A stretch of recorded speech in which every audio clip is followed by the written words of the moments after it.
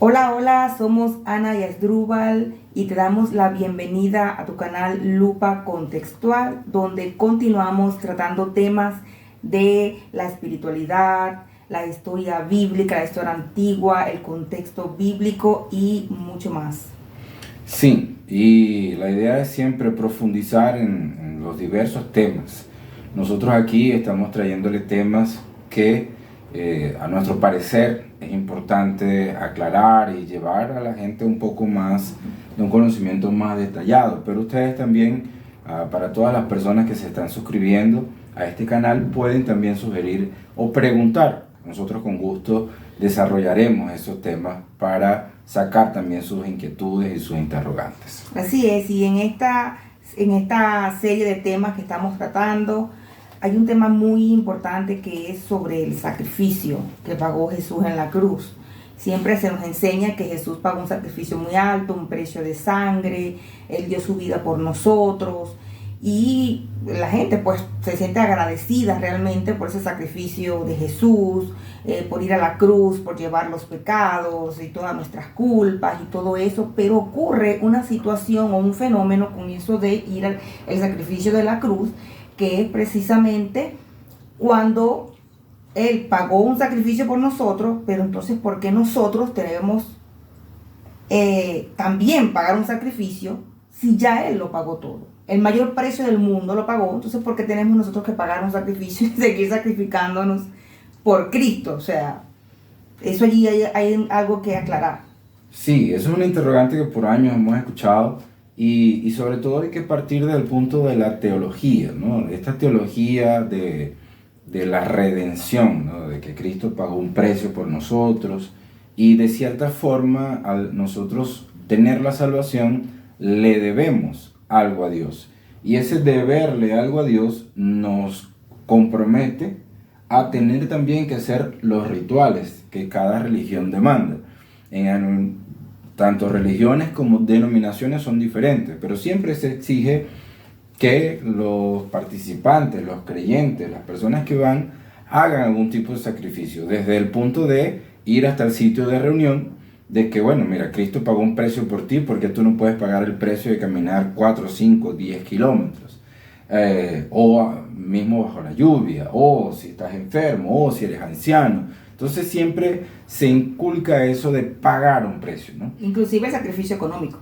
Y sacrificios económicos también. Y para ustedes contar, ¿no? El ayuno, la oración, hay muchas cosas. Pero yo quiero tocar aquí por encima el significado real del sacrificio. Porque, por ejemplo, tenemos textos en el Nuevo Testamento donde los mismos evangelistas hablaban acerca de esa parte, decía, misericordia quiero y no sacrificio, porque el mensaje de Jesús estaba no aboliendo, sino explicando realmente qué era lo que Dios esperaba de los creyentes o de su pueblo. Esperaba misericordia, esperaba bondad, esperaba la expresión de ese carácter suyo, y el mensaje de Jesús fue realmente eso. Recordemos que el entorno en el cual se está hablando es el entorno judío, y para los judíos había una serie de rituales que ellos en su fe estaban practicando para agradar a Dios. E incluso lo vemos en los relatos del Antiguo Testamento, desde Abel, Caín, y así quedó instituido en el tabernáculo. Y los creyentes o el pueblo de Israel llevaba sacrificios y de machos cabríos, de toros, de ovejas. Y todo este sacrificio de sangre dentro de esa religión era sencillamente para limpiar los pecados.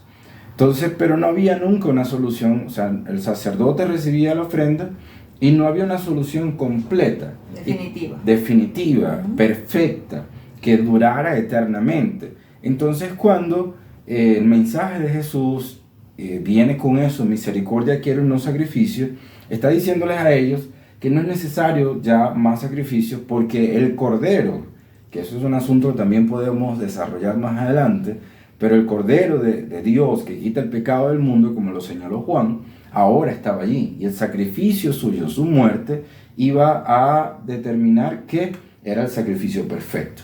Entonces, estamos hablando de los judíos, pero dentro de la fe cristiana, que esta idea, este concepto ya se instituyó, pero allá en la época moderna también se le demandaba al creyente que así como Cristo pagó un precio, cada uno de nosotros tenía que pagar. El problema es que el precio es discriminado, porque hay unos que pagan el precio y otros no lo pagan. O hay otros que hacen que las demás personas paguen el precio para ellos no pagar el precio. Entonces la desvirtuación de este concepto es lo que trae la corrupción en muchos lugares, en muchas veces, en muchas oportunidades. Y la mala interpretación de textos, por ejemplo, Romanos 12, ¿no? Esa mala interpretación de ese contexto, por ejemplo, el apóstol Pablo decía, os ruego, hermanos, por la misericordia de Dios, que presentéis, o sea, que presenten sus cuerpos en sacrificio vivo, santo, agradable a Él, que es vuestro culto racional. Estoy textualizando o citando la versión de Reina Valera en 1960, que por cierto siempre la citamos porque es una de las más usadas. Hoy en día, de repente dentro de las iglesias pentecostales evangélicas, existen otras versiones más actuales, pero normalmente es la que más se usa. Entonces Pablo, usando ese lenguaje, Pablo dice que nos presentemos nosotros como sacrificios vivos. Ahora, ¿qué es el sacrificio vivo? ¿Okay? Y estamos hablando de un lenguaje figurado. ¿Okay? Debemos entender que cuando mencionamos a los judíos era un lenguaje literal, o sea, eran animales literalmente sacrificados en un altar, otro tipo de cultura, otro tipo de fe.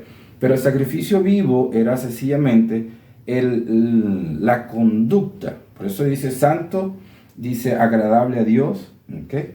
Que es una cosa voluntaria y que tiene que ver con el tipo de vida que llevamos, ¿okay? Es renunciar de repente a aquellos deseos carnales de la época. Estamos hablando del libro de Romanos y tenemos que entender por qué Pablo escribe en ese capítulo a los romanos de esta manera. Tenemos una cultura romana, específicamente Roma, cuya cultura era de los placeres, del desenfreno. Y todo esto entonces lleva a Pablo a escribir de esa manera, ¿okay? Ahora, necesitamos nosotros hacer sacrificio. Yo quiero leer una porción del libro de Hebreos, capítulo 10, que también hablamos de un tema bien interesante, se van uniendo las cosas, como era la parte de congregarse. Pero dice que ciertamente, el verso 11, dice, todo sacerdote está día tras día ministrando y ofreciendo muchas veces los mismos sacrificios que nunca pueden quitar los pecados. Pero Cristo, habiendo ofrecido una vez y para siempre un solo sacrificio por los pecados, se ha sentado a la diestra de Dios. Es importante entonces entender que Cristo hizo un sacrificio por todos nuestros pecados. Entonces los sacrificios que se nos demandan, que se nos piden muchas veces en estos lugares, como por ejemplo entrar en 40 días de ayuno, hacer no sé cuántas horas de oración, hacer no sé cuántos días de vigilia y apelar a la interpretación de Romanos 12 es realmente una mala práctica y una mala interpretación de estos textos. Sí.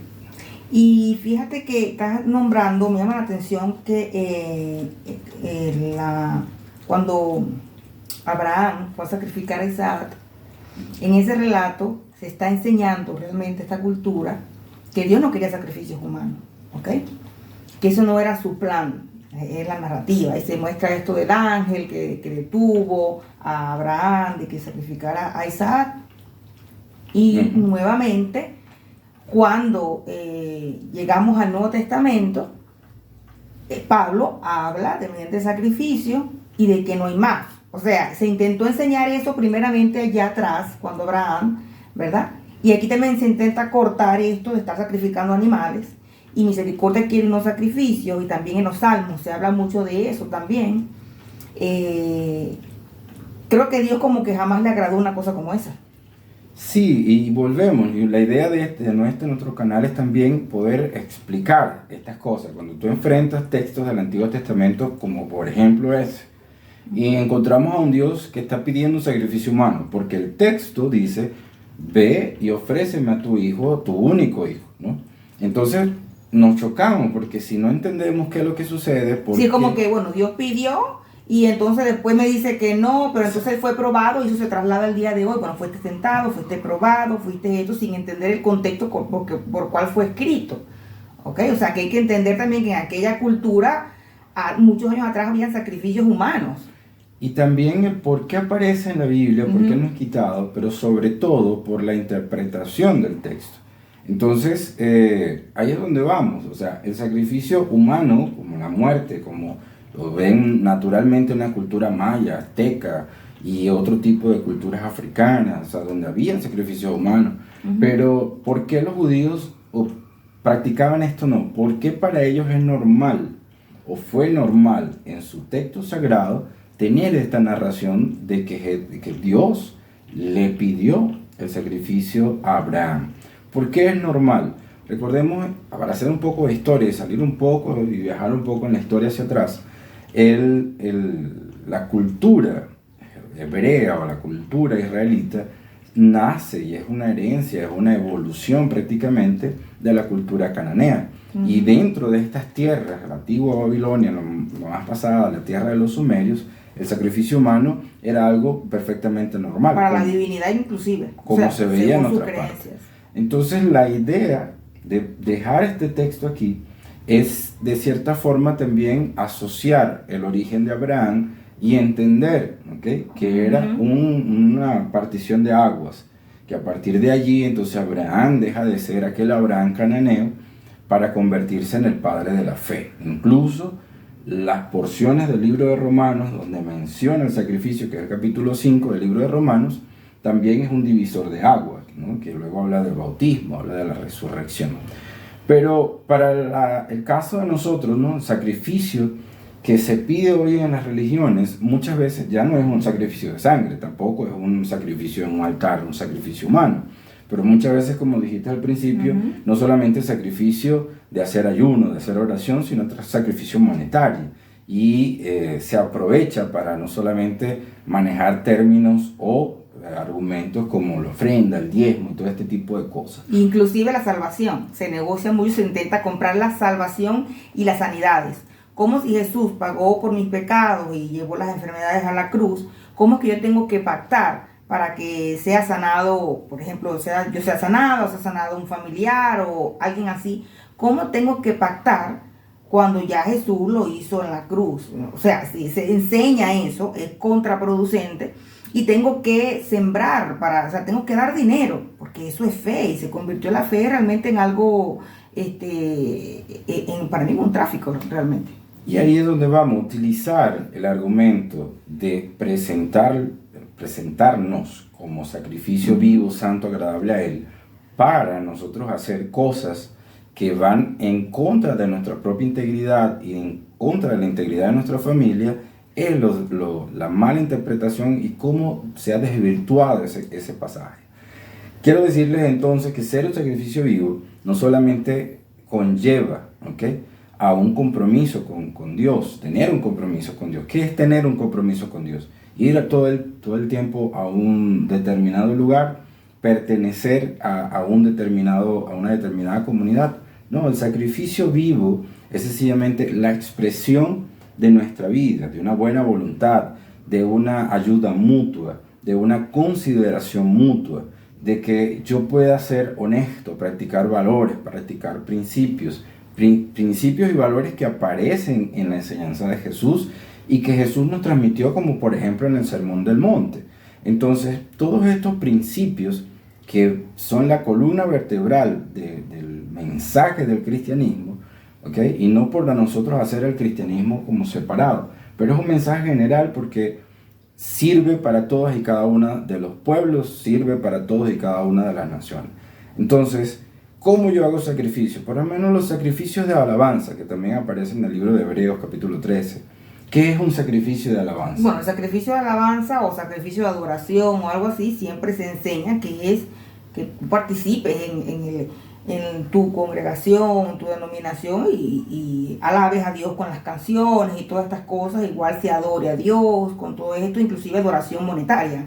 O sea, eso se enseña y no está realmente ni siquiera en el Nuevo Testamento de esa manera. Entonces no es no hacerlo, no es no hacerlo, sino es saber claramente cuál es esa adoración, esa alabanza, ese sacrificio. Al final de cuentas es no hacerlo por los motivos que se dice que hay que hacerlo, sino entenderlo. Y nuestra idea es precisamente compartir cuál es el origen de esto y cuál es el verdadero significado. Por ejemplo, el sacrificio de alabanza es sencillamente que nuestra vida, nuestra conducta alabe lo que nuestro mensaje está diciendo.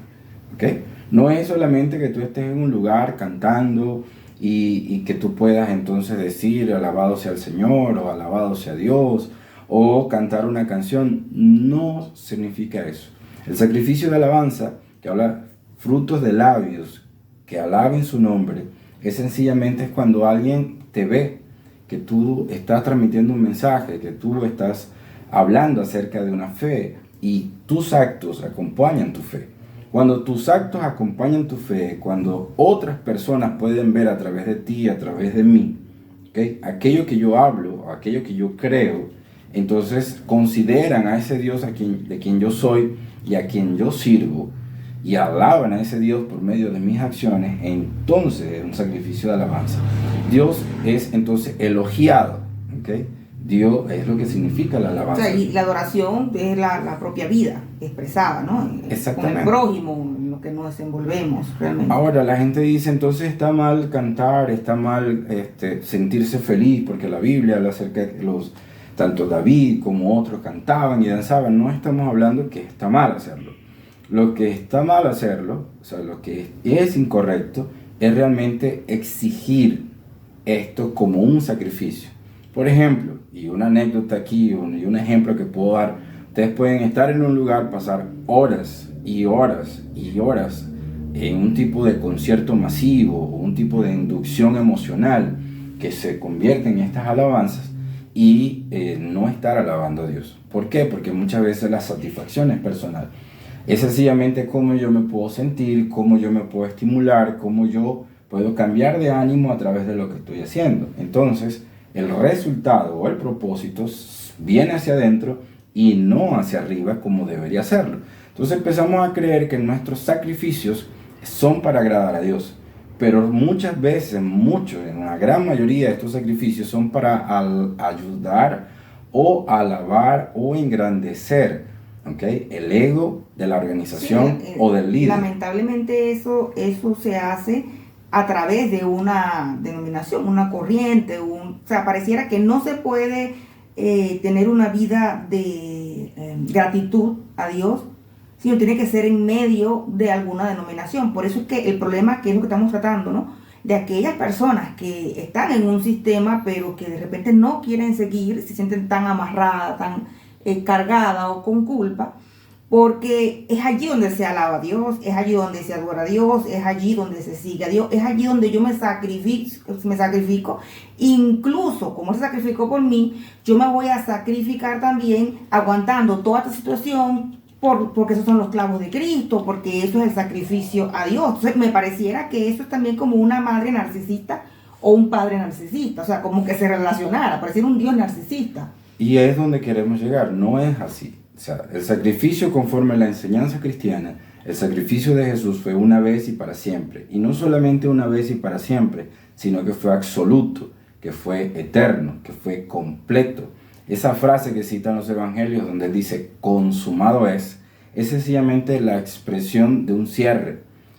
Ahora nosotros por la fe estamos siguiendo a Jesús y por la fe somos acreedores de todas sus bendiciones. Y esas bendiciones son de gracia. Y esa gracia es la que nos hace a nosotros participantes de esa bendición. No hay sacrificio, pero tampoco significa que ya que no debemos hacer sacrificio, no hay nada recíproco de nuestra parte. El sacrificio, como lo leíamos en Romanos 12, es sencillamente yo honrar con mi vida, con mis acciones, aquella fe que yo estoy siguiendo. Cuando yo honro con mis acciones, ese es un sacrificio suficiente. ¿Por qué? Porque no hay ningún sacrificio nuestro, ni que me pare de madrugada, ni que pase horas cantando en un lugar, ni que haga 40 días de ayuno, ni que haga 50 días de oración.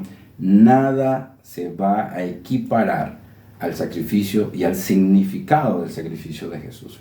Entonces, Su sacrificio fue absoluto, yo no necesito hacer más nada. Ahora, ¿por qué hacemos lo que hacemos? ¿Por qué nosotros le devolvemos con gratitud algún tipo de alabanza, algún tipo de cántico, algún tipo de actitud en nuestra vida? Es sencillamente esa gran palabra, gratitud. Y la gratitud no es obligada, la gratitud no es impuesta, la gratitud sale de nuestro corazón para aquel que realmente nos dio todo. Así es. Y algo también que no se debe tomar, lamentablemente eso, el sacrificio de Jesús se toma para manipular a muchas personas, porque bueno, Él se sacrificó, Él murió en una cruz, por eso tú debes venir a pertenecer a esta religión, a pertenecer a esta denominación, porque es que Cristo murió por ti. Realmente Cristo no murió en la cruz para que la gente asistiera a una denominación religiosa, porque es que Cristo no vino a fundar realmente un cristianismo como tal. O sea, Él no vino a fundar una denominación y Él dijo, bueno, ya no soy hebreo, ahora soy cristiano. Ni siquiera Pablo lo hizo. Entonces, es como que mezclar una cosa con la otra que no tiene absolutamente nada que ver y se convierte en una manipulación. Es decir, si yo estoy en una denominación religiosa, pero hay otra persona que no está, o sea, no quiere decir que está fuera, que se va al infierno, como se dice por allí, o que está fuera de la fe o de la salvación. No, porque debemos entender que quizás mi denominación, mi religión, no es la verdad absoluta. O sea, Dios no se limita a tener misericordia con alguien, a tener esta voluntad de algún milagro, algún testimonio bonito para esa persona, alguna expresión divina para cualquier persona. Él no se va a limitar porque la persona no hizo una oración de fe, porque eso también es importante. No es una oración de fe, o sea, es un reconocimiento interno realmente de eso, de esa muerte de Jesús y lo que Él vino a enseñar y dar una imagen más bonita de lo que es Dios como tal.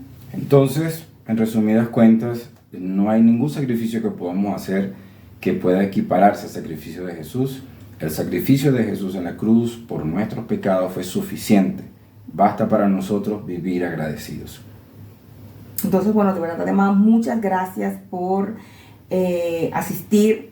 Y bueno, suscríbete a nuestro canal, dale like, activa las notificaciones y coméntanos para saber cómo estás recibiendo realmente estas enseñanzas, estos estudios. Y lo más importante es entender que el sacrificio de Jesús no es una deuda que recae sobre ti.